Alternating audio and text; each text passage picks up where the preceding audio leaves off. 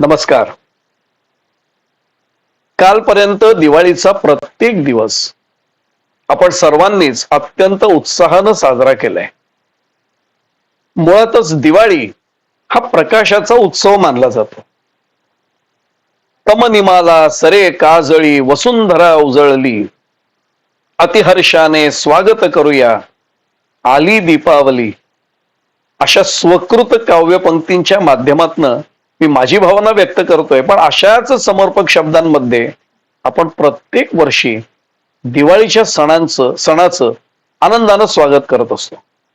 त्यामुळेच तमसोमा ज्योतिर्गमय या उक्तीप्रमाणे आपण आपल्या मनातला आणि त्याचप्रमाणे आपल्या समाजातला देखील अज्ञानरूपी अंधकार दूर करून ज्ञानाचा प्रसार करण्यासाठी आपल्याला नेमकं काय करता येईल याचा विचार करणं हीच खरं तर आजच्या काळातली खरी दिवाळी म्हणता येईल.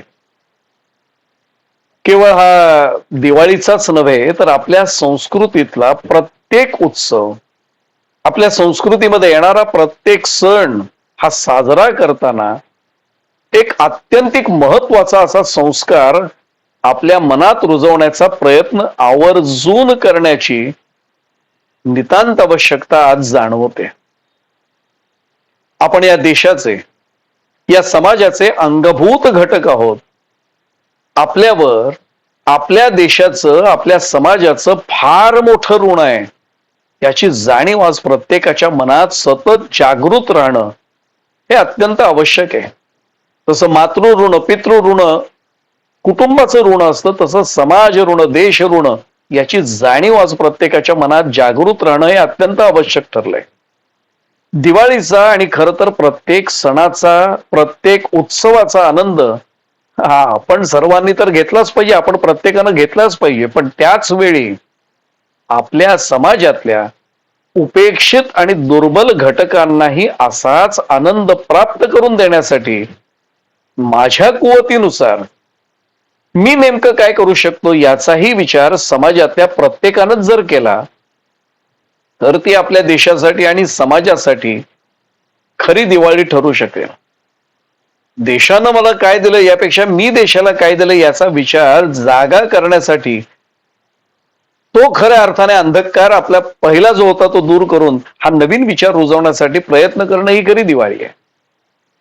विचार हाच आचाराचा बाप असतो असं पूजनीय विनोबा भावे हे आवर्जून नेहमी सांगत असत. त्यामुळे असा विचार समाजातल्या प्रत्येकानंच जर केला तर विचार असा रुजल्यावर आचारही नक्कीच तसा घडू शकेल, त्यात कोणाचं दुमत होणार नाही.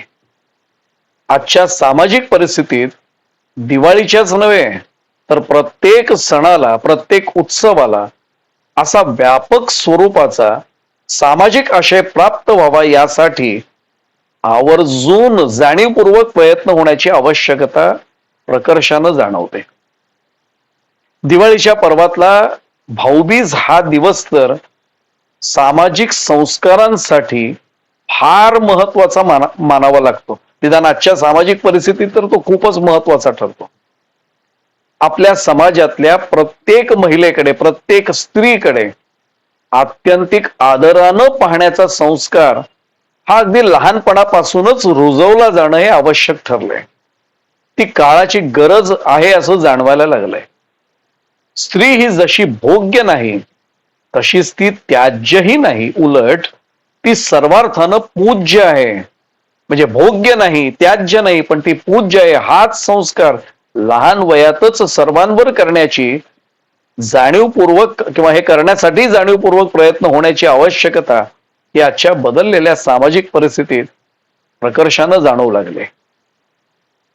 या दिवाळीतल्या उत्सव पर्वाचा विचार करताना स्वाध्याय परिवाराचे प्रणेते पांडुरंग शास्त्री आठवले तथा दादा आठवले यांनी मांडलेला विचार हा या निमित्तानं खूपच महत्वाचा आणि अत्यंत चिंतनीय स्वरूपाचा ठरतो. दिवाळी म्हणजे दीपोत्सव, दिव्यांचा उत्सव, ज्ञानाचा उत्सव, प्रकाशाचा उत्सव. या पर्व काळात प्रकाश देणारे दिवे आपल्या घराभोवती म्हणजेच घराबाहेर तर तेववायचेच आहेत, घरातही ते तेववायचे आहेत, पण ज्ञानाचा खरा दिवा मात्र आपल्या अंतरंगातच तेववला पाहिजे, असं दादा म्हणजे पांडुरंग शास्त्री आठवले हे आवर्जून सांगत असत. मुळातच दिवा किंवा प्रकाश हे ज्ञानाचं प्रतीक आहे. आपल्या अंतरंगात दीप प्रज्वलित करणं म्हणजेच एका विशिष्ट जाणीवेनं आणि विचारपूर्वक प्रत्येक उत्सव साजरा करणं होय. या संदर्भात केवळ एकच उदाहरण हे पुरेसं आणि तेवढंच सूचक देखील ठरू शकेल. नरक चतुर्दशी सर्वांना माहीत आहे, त्याची परंपरा सर्वांना ज्ञात आहे.